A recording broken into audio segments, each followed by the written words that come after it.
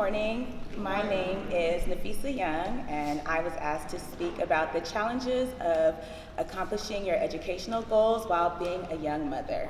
So I'm going to start back to 1999. My family, we all went to Florida. I was really excited because the next stop after Orlando, Florida was Jackson, Mississippi.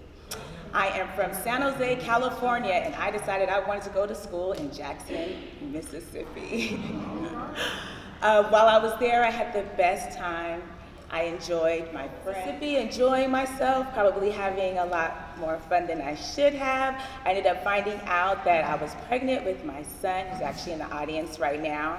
So I was only able to do one semester there, and then I came back home to San Jose with my parents. I think I was home for about a month and a half, and at the time I found out I was pregnant, I was 19. I had my son when I was 20, and in fact, usually, you're pregnant for 9 months. I actually gave birth to my son the day I turned 30 weeks. So I had a preemie at 20 years old. He was 3 pounds, 6 ounces. He was the tiniest thing in the hospital, but also the healthiest, and in my opinion, and I think everyone who went in there, the cutest. We were very worried at first because the doctors told us that they were probably going to have to do a line with him and send him to Stanford University, and I was seeing all these other sick babies, and as a new young mom, this was just all so new to me. I was very blessed, had a lot of prayer warriors, and my village is very strong. My son, instead of having to be in the hospital for 2.5 months, he was in the hospital for about 28 days, so it was pretty amazing. After my son turned 1, I decided I wanted to go back to school again, and not in San Jose. I moved to Georgia, and we ended up moving into a place in a town called Little Wissy, Georgia, place that had 1 stoplight, 1 grocery store. You had to travel 20 miles to go to a McDonald's. And my school was about 75 miles away. I chose Little Wissy because I had what I felt was the best townhouse. It was brand new, 2 bedrooms, 2 bath, $200 a month. And even though it was 75 miles away from Savannah State, where I ended up attending and getting my undergraduate degree, for me it was just perfect.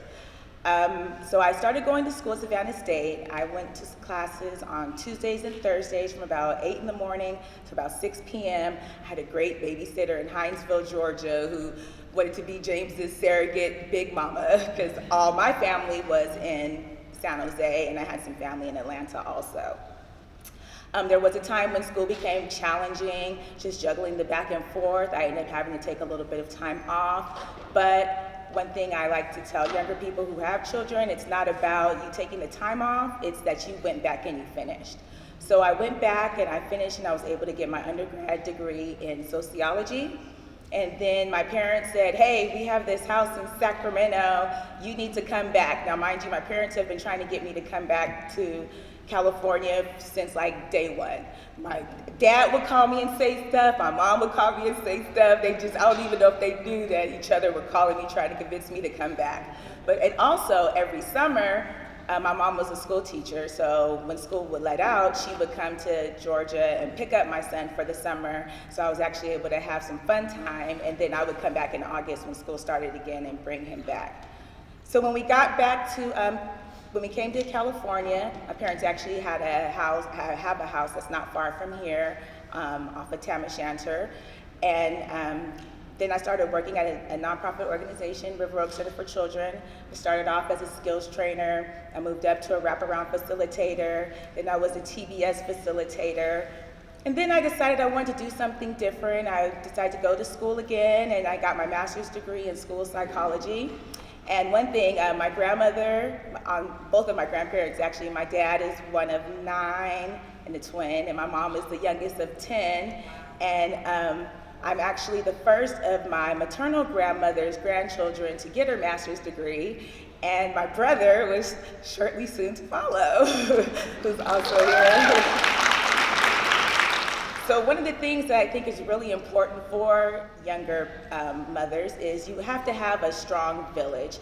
And sometimes your village is biological, and sometimes your village are the people that you meet when you're coming along.